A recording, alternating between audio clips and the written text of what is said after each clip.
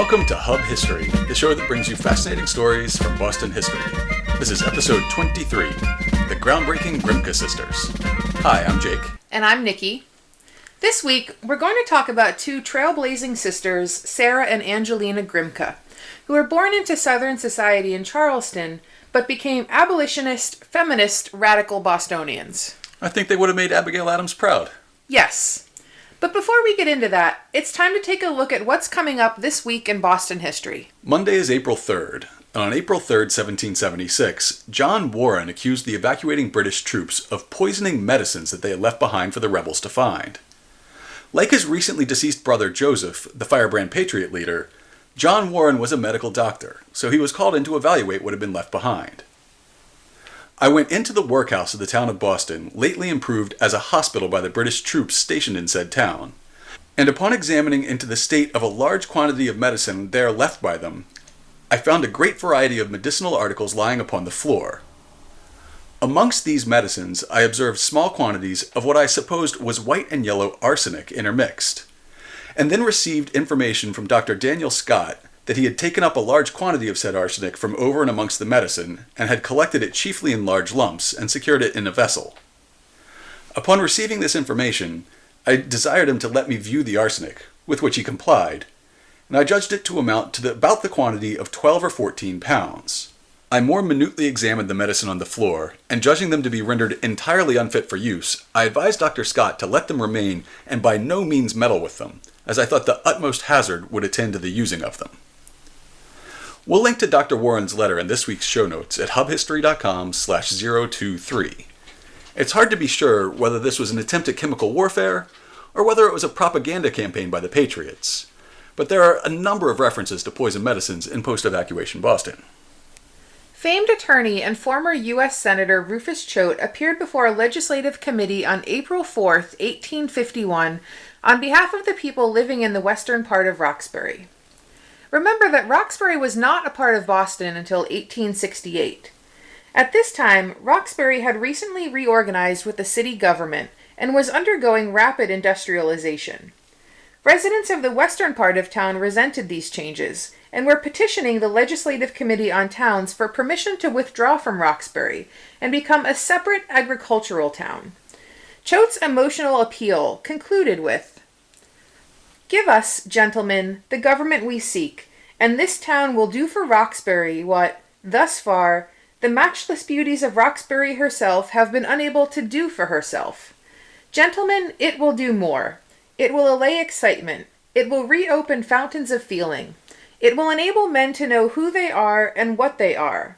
It will cover you with the gratitude of thousands unknown to you by sight or name, with no vote to honor or reward you, but who will yet thank you, and the government for whom you act, for the performance of a great beneficent deed, I think, too long delayed."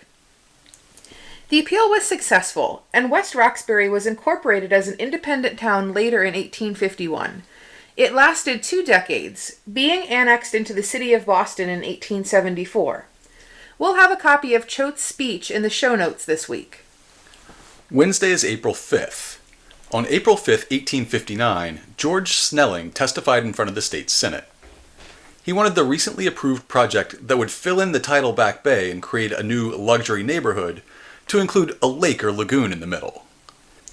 His testimony emphasizes that the citizens of Boston at that time valued keeping the space open for a free circulation of air from the west for the sake of the health of the citizens. Instead of building homes on the entire Back Bay, he favored a plan that would preserve a 700-foot wide saltwater lagoon in place of today's Commonwealth Avenue. He said, "Your memorialist will conclude by earnestly entreating your honorable body to pass some enactment which will allow of a modification before it's too late of the plan of building on this Back Bay territory, so as to leave a wide area of water in the central part, communicating with the full basin." The petition was unsuccessful. We'll have a link to Snelling's testimony, as well as a picture of the plan he favored, in this week's show notes. As a 19-year-old Harvard student, John Adams was learning about simple machines on April 6, 1754. Except for the 18th century language, his notes sound pretty much like what I learned in school. The nature of the pulley, axis and paratrochio, an inclined plane explained, which all depend on the laws before laid down that the quantity of matter in the weight bears the same proportion to the quantity of matter in the power as the distance of the power from the center of motion to the distance of the weight from said center. We know the axis and paratrochio by the somewhat simpler modern name wheel and axle. This lesson on the wheel, pulley, and inclined plane was sandwiched between classes on the lever, the screw, and the wedge. The concept of these 6 simple machines originated with Archimedes, was refined in the Renaissance, and has been taught almost unchanged ever since. Fun! Check out this week's show notes at hubhistory.com/023 for a link to the entry in John Adams's diary. Friday is April 7th. On April 7th, 1851, a young man named Thomas Sims went on trial in Boston under the Fugitive Slave Act. As you might recall from episode 16, abolitionists would attempt to purchase Sims' freedom and even attempt to free Sims by force. As an ally said, "At the time of the rendition of Sims, money enough was raised and pledged to ransom him, but Mr. Potter refused to sell him at any price. He demanded that the case should be executed and Sims should go back. He wanted to humble Boston, and he did most thoroughly. A simple slaveholder of Savannah had all the city officials and police force harnessed to his work at their own cost, and he spurned their money." The plan failed, and Sims was forced back into slavery in Georgia, where he was welcomed with 39 lashes across his bare back. To hear more about the Sims case and the similar fugitive trial of Anthony Burns, listen to episode 16 at hubhistory.com/016. On April 8th, 1776, Patriot leader Joseph Warren was laid to rest for a second time. Warren was one of the central leaders of the rebellion against British authority in Massachusetts, becoming involved with the Sons of Liberty, serving on the Committee of Correspondence, and eventually serving as president of the Massachusetts Provincial Congress, the revolutionary shadow government ruling the colony outside British reach. After hostilities began with the battles at Lexington and Concord, he was commissioned as a major general in the militia. In June of 1775, he fought in the Battle of Bunker Hill as a private, leaving the tactical leadership to more experienced officers. Before the battle began, he said, "These fellows say we won't fight. By heaven, I hope I shall die up to my knees in blood." He would get his wish. With the rebel forces out of powder, he was among the last defenders of the redoubt atop the hill, fighting to hold off the redcoats long enough for the main body of the army to escape. As the British overran his position, he was shot in the head, bayoneted beyond recognition, and buried face down in a shallow grave. After the British evacuated Boston the following spring, his brothers and his close friend Paul Revere found his body on Bunker Hill. After a formal funeral procession, he was laid to rest in the Granary Burying Ground on April 8th. He would eventually be buried 2 more times, but we'll have a future episode on the 4 burials of Joseph Warren. You can find a picture of his 1776 funeral procession, as well as his eulogy in this week's show notes. Finally, Sunday is April 9th. On April 9th, 1912, Red Sox pitcher Casey Hagman took the mound at Fenway Park. In 3 pitches, he struck out Dana Wingate. Wingate was a sophomore on the Harvard baseball team, and he was the first batter to ever take the field at Fenway. The Sox were christening their new ballpark in an exhibition game against Harvard a few days before their season opener against the New York Highlanders. With a cold wind and intermittent snow, neither team played well. The Crimson managed only 1 base hit, while the Sox stranded 12 runners. In the end, the game was called at 2-0 in the Red Sox favor after 6 innings. In the days before lights allowed evening baseball, the cold and encroaching darkness convinced everyone it was time to call it a day. Harvard got their revenge in 1916 when they defeated the world champion Red Sox in an exhibition game at Fenway. A century later, the 2012 Harvard team marked April 9th with batting practice at Fenway Park. We'll have a link to a Harvard Crimson story about the game in this week's show notes at hubhistory.com/023. And now, let's meet the Grimke sisters. Picture it. Boston, March 7th, 1870. A snowstorm blows through the city on Election Day. But when you gotta vote, you gotta vote. 42 women line up with male escorts, each presented with a bouquet of flowers. Angelina and Sarah Grimke lead the group through the blustering snow to their polling place in Hyde Park. And I'm not sure about this, but I think the snow was 10 feet deep, and they walked uphill both ways. While onlookers both cheer and hurl insults, the men stand back, and each woman drops a completed ballot into a special receptacle that was set aside for the occasion. The group reformed and marched away, and their invalid ballots were thrown out. It was a small protest, mostly done in vain, but it did attract some publicity, and the Grimkes made their point. Women are rational beings, created equal to men, and deserving of equal rights. There are so many remarkable things about the Grimkes, and for me, the story begins with where they came from. Angelina and Sarah were born into a wealthy, slave-owning family in Charleston, South Carolina, 2 out of 14 children. Born in 1792, Sarah is 12 years older than Angelina, born in 1805. They come from an illustrious lineage. Their father personally petitioned King George III on the infringement of colonial rights. Clearly he was not successful, and so he served in the war as a lieutenant colonel and fought at the Battle of Yorktown, 1781. A lawyer, he went on to serve as a judge on the Supreme Court of South Carolina. And her ancestors on her mother's side included 2 colonial governors and a Speaker of the Commons House Assembly. All that to say, these are 2 women who would have had it made if they decided to stay home, accept the status quo, marry rich planters or politicians, and birth a string of Confederates. At least for several decades until the Civil War broke out. They could have been literal belles of the ball. Now, before the story progresses too much, I'm going to mention 2 of their brothers, as their actions had a strong impact on the sisters. The first is Thomas Grimke. He was a scholar, philanthropist, and member of the American Peace Society and the American Colonization Society. When Sarah was young, he supplemented her limited education by sharing his own lessons with her, giving her the idea that she could have scholarly pursuits too. She, in turn, had the same influence on Angelina. More on the other brother, Henry, later. John Grimke, their father, owned several hundred slaves, so we can assume he was a strong proponent of slavery, and he wasn't too keen on the education or advancement of women either, as evidenced by Sarah getting her lessons from Thomas. From a very young age, Sarah was appalled by slavery, and it's interesting to think how that would have happened given her surroundings. Later in life, Sarah remarked that at around age 5, after seeing a slave being whipped, she tried to run away by boarding a steamer to a place where there was no slavery. In her own words, "We had many outdoor enjoyments. I, however, always had one terrible drawback.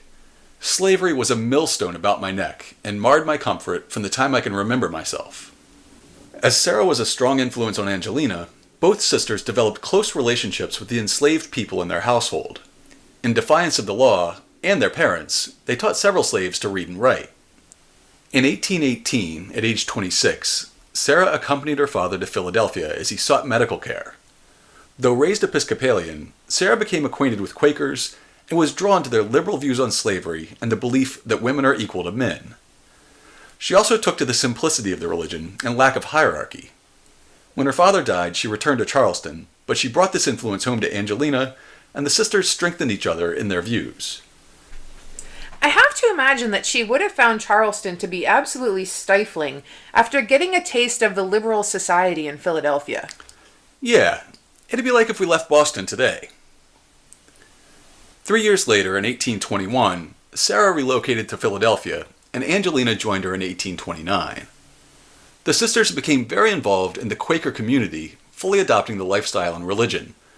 But surprisingly, they soon grew too radical even for the Quakers. Angelina began attending anti-slavery meetings, a setting in which women could take on leadership roles. Violent riots and demonstrations against abolitionists took place in New York and Philadelphia, and even in the liberal stronghold of Boston, anti-abolition sentiment could be fierce. When Frederick Douglass appeared at Tremont Temple in 1860, a white mob rioted to try to prevent him from speaking out in favor of abolition. In 1835, William Lloyd Garrison published an appeal to citizens of Boston to repudiate all mob violence, and Angelina felt compelled to respond with a letter of support stating, "The ground upon which you stand is holy ground. Never, never surrender it. If you surrender it, the hope of the slave is extinguished." She declared that agitation for the end of slavery must continue, even if abolitionists are persecuted and attacked, because, she said, "This is a cause worth dying for." Garrison published Angelina's letter without asking for her permission. Immediately, both sisters were heavily criticized by the Quaker community, which did not condone violence and rioting for any cause, and generally frowned upon outspoken activism on matters not tied to religion. The sisters had to choose: rescind the letter to maintain good standing in the Quaker community, or actively work to end slavery. And thus their career as public speakers began. The abolitionist Theodore Weld, who Angelina would marry in 3 years' time, trained the women as public speakers. And just a quick footnote. You might think that someone as radical as Angelina would have ended up a spinster, but they were a perfect match, just like John and Abigail. They described their marriage as not merely, nor mainly, nor at all comparatively to enjoy, but together to do and dare, together to toil and testify and suffer.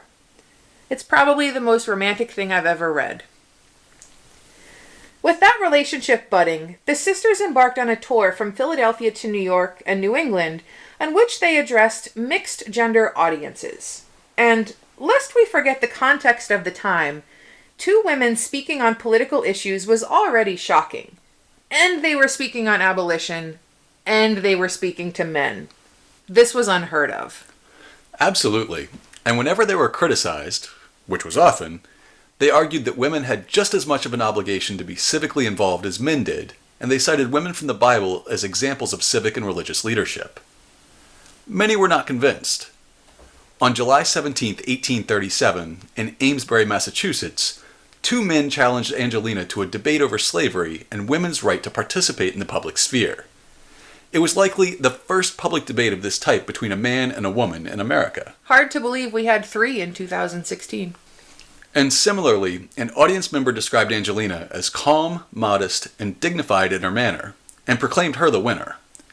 She had, with the utmost ease, brushed away the cobwebs which her puny antagonist had thrown her way. Wrong. Sorry, I got a little carried away. Ahem. One of the things that made their speaking tours so successful is that, unlike most of the white abolitionists, they came from the South. They grew up in a slave society. They could speak on the evils of slavery not only from an intellectual viewpoint, but also from their own emotional memories of what they witnessed. During this time, Angelina was also writing. In 1836, she published Appeal to the Christian Women of the Southern States. She wrote this piece to speak directly to her old friends and neighbors in South Carolina, to become active participants in the movement to end slavery. She wrote, "I know you do not make the laws, but I also know that you are the wives and mothers, the sisters and daughters of those who do."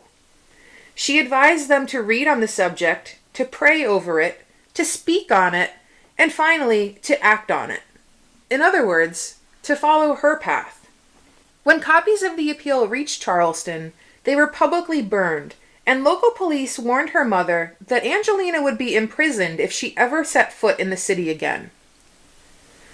Sarah did not have the oratory skills of Angelina, but she was an equally powerful writer.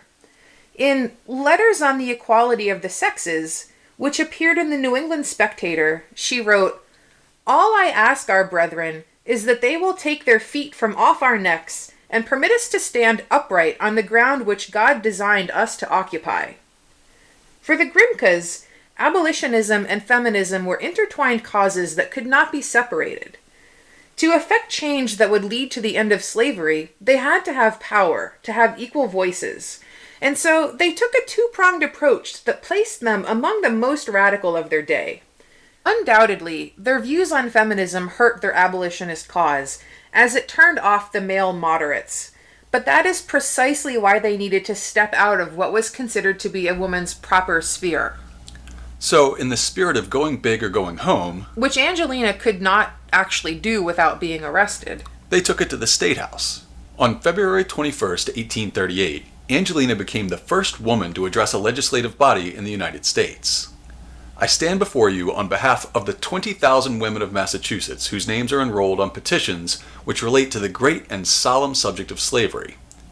In her speech, she pleaded the cause of the African American, describing the cruelty she had seen with her own eyes in her native South, and the racial prejudice she saw around her in the North. We have to acknowledge that there was extreme racism in the women's suffrage movement, and that many abolitionists were advocating for the end of slavery, but not for racial equality. And in this regard, the sisters were, again, among the most radical. They truly believed in equality, which they not only wrote and spoke about, but backed up with personal action that we'll get into in a few minutes. Later in 1838, newlyweds Angelina and Theodore attended an anti-slavery convention in Philadelphia. You might think that such a gathering would be tolerated in Philadelphia, but amidst rumors of whites and blacks parading arm in arm down city streets, on the first evening of the event, a hostile crowd had gathered outside the convention hall and began throwing stones and other objects against the windows. And still, Angelina spoke out against slavery. "I have seen it. I have seen it. I know it has horrors that can never be described." The next evening, the mob set fire to the building, ransacked the anti-slavery offices inside, and destroyed all records and books that were found. The speaking tour took a terrible toll on Angelina's health, and after the event in Philadelphia, the family opted to focus on writing rather than speaking, and education. Though they came from wealth, and Theodore from Northern society, the three were just too radical to be accepted, and they had a lifelong struggle to support themselves financially. Over the next few decades, the sisters and Weld earned a modest living as teachers, often in schools that Weld established. But lest you think they kept a low profile, they continued to shock by experimenting with pantsuits. Unfortunately, like many others, they eventually opted to return to dresses, as they could just not be taken seriously in pants. They finally retired to Hyde Park, just outside of Boston, in 1864. Post-Civil War, the sisters' activism switched to women's rights, but in 1868, their views on racial equality were truly put to the test.